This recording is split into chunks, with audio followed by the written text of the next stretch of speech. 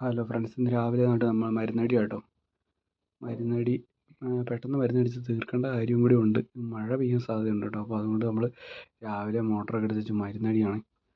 അതായത് മഴ പെയ്യോ ഇല്ലയോ എന്ന് അറിയത്തില്ലാത്തതുകൊണ്ട് നല്ല സ്പീഡിലാട്ടോ അടിക്കുന്നത്.